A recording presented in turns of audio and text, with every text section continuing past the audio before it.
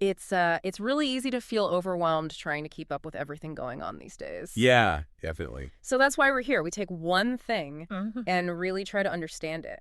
Yeah. And today we're looking at these hands-off protests, particularly around April 5th, 2025. You sent over a really interesting set of search terms. Right. I thought they were pretty fascinating. Yeah, and the biggest thing that stood out was how often hands-off appeared. Yeah, that was huge. Along with different dates and locations. And this suggests there may have been a series of events. Yeah. Maybe across different areas that people were trying to understand and follow. Absolutely. So we're going to cut through the noise and figure out what these searches tell us. Sounds good. So hands-off seems to be the big thing here, right? It's in almost every search. Yeah, exactly. What do you think we can learn just from that phrase being repeated so often? It's like, you know how when there's a big protest, there's usually a simple slogan, like Black Lives Matter or Make America Great Again. Yeah. Well, hands off seems to be it here. Oh, so it's like the unifying idea. Exactly. Yeah. And the interesting thing is that hands off can mean a lot of things. It's true. Like it could be about personal freedom. Yeah. Or the government staying out of things. It's kind of vague, but that's maybe why it worked. So a lot of different groups could all rally behind it. Exactly. Like they all wanted something. Yeah. But they wanted the government or whoever to keep their hands off. Right. And then there's this one date, April 5th, that pops up constantly. Right. April 5th. Like protest April 5 and April 5th protest and even D.C. protest April 5. Yeah. Looks like something big was planned for that day. What are some possible explanations for everyone focusing on that one date? Well, it could have been a big national day of protest. Okay. Like everyone decided that was the day to come together. Right. Or maybe there was a specific event planned in D.C. that everyone was going to go to. Or maybe it was the anniversary of something important. Oh, so maybe something happened on April 5th in the previous year and Right. they were commemorating it? Yeah, maybe. Got it. We don't know for sure from these searches. Speaking of D.C., it looks like that was a pretty important location. Oh, definitely. There are tons of searches for D.C. protest and hands-off D.C. Right. I mean, D.C. is the center of power in the U.S., so it makes sense that people would go there to protest. Yeah. But we also see searches for near me, Boston protest, Chicago protest. Oh, interesting. So it wasn't just D.C. Yeah, it looks And people were interested in protests closer to home, too. Right, and even a specific zip code, 50501. So that's hyperlocal. Yeah, very localized. Yeah. So we also see Trump protests and anti-Trump protests. Oh, yeah. That's interesting. So at least some of these hands-off protests had something to do with him. Definitely. Seems like at least some people were protesting against him, or maybe some of his policies. Right.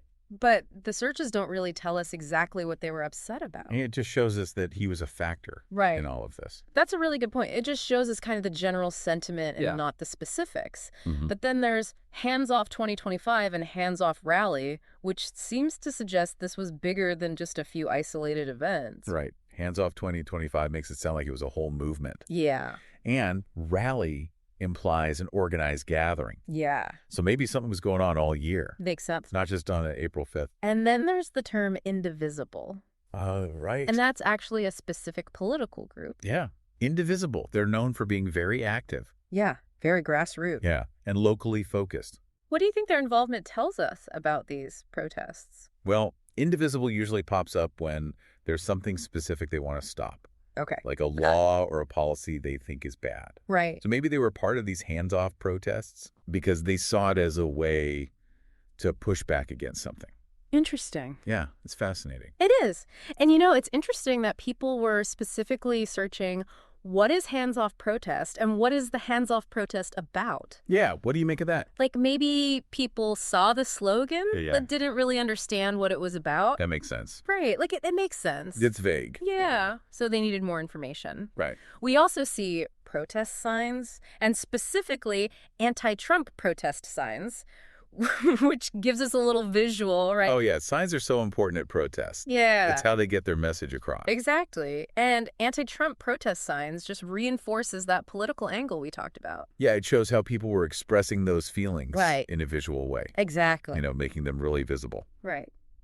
And lastly, we see the search term Axios. Right, Axios. Which suggests this news outlet was probably covering these protests. Yeah. Axios is a pretty big deal. So if they were writing about it, Yeah. then these protests must have been pretty significant. Right. They wouldn't write about just anything. Exactly. They have to choose what to cover. Yeah. And so to wrap all of this up, Yeah.